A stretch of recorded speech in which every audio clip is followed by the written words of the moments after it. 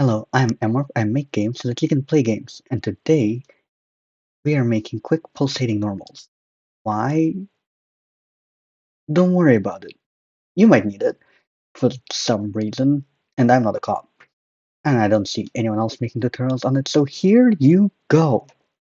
For this tutorial, you're going to need your material, which needs a normal map, and an extra black and white map along which this pulse is going to happen. We call this in the business decay. And if you're confused and want to check how it works, simply put it through a levels correction node or a layer. Those exist in both Substance Designer and literally any art software you could use ever. And move these sliders. The movement of these shadows is going to be the movement of our pulse. And specifically, it will determine parts of the texture visible over time. If it doesn't yet make sense, just follow along and you'll see what I mean. So now let's boot up our Unreal Engine. In it, we make a new material and we drag and drop all our textures as well. Now that our textures are in, we're going to open our material and drag and drop them all in there. I use Shift Select. Plug everything into their respective sockets and segregate the normal map texture node. Here's how the simple magic happens. Because I want change in texture to happen over time, you can't have something pulsate and remain static. We're going to grab a time node. Then we plug it into a clamp node, which limits the progression of our time between 1, normal map texture is fully visible, and -1, normal map texture is entirely decayed. If you want something to only slightly pulsate in certain places, but not go fully hollow, you might want to play around with those values as well. But since it's not visible in editor right now, let's do it later. So this all ensures we have a forward pulse. But if we do not reset the pulsing motion, we'll jump back to -1 every time it restarts instead of being one fluid looped motion. So here is what we do about that. Connect the time node to the 1 minus. This inverts our time signature.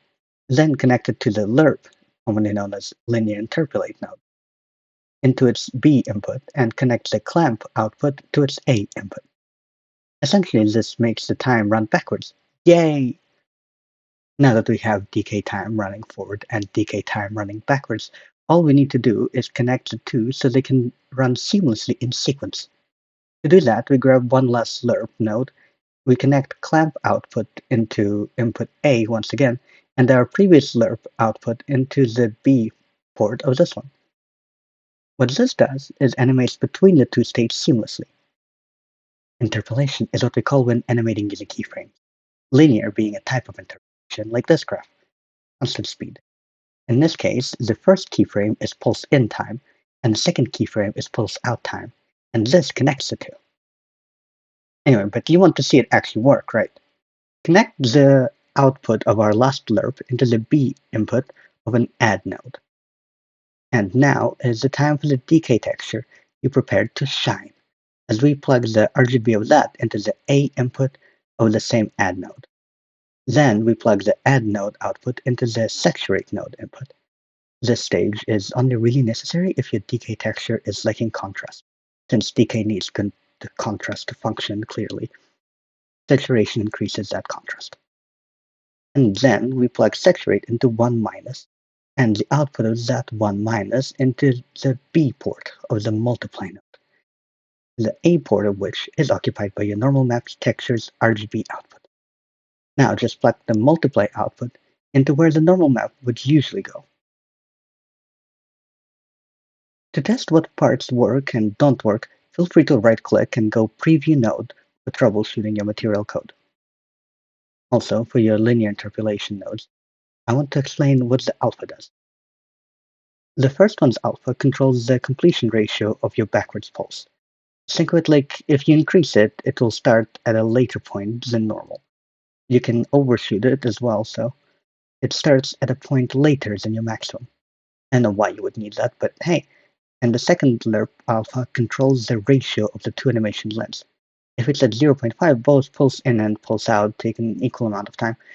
Change it and it changes the pace of your material animation. Potential issues and how to solve them.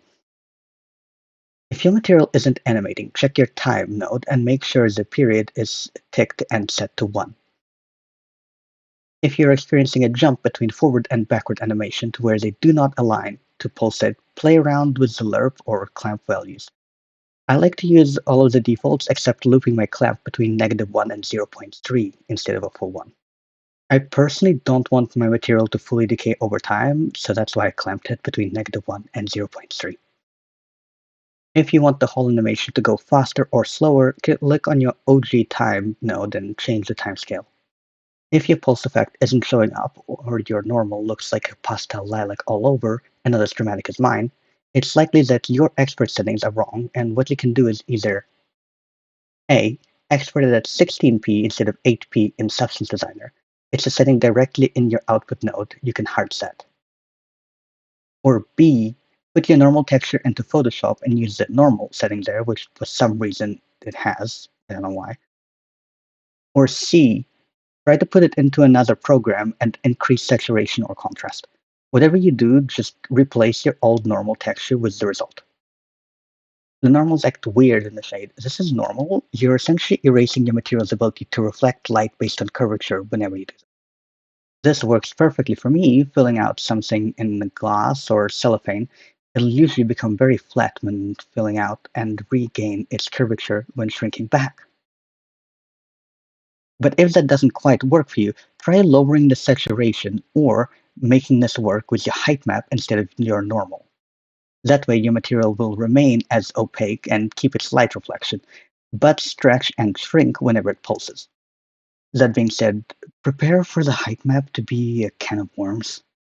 Like if you want a tutorial of a better but more advanced version of this, subscribe, and if you have any other problems, comment them down below. I'll reply with a fix for your few. And ring the bell if you want to see me do any of this live. Bye.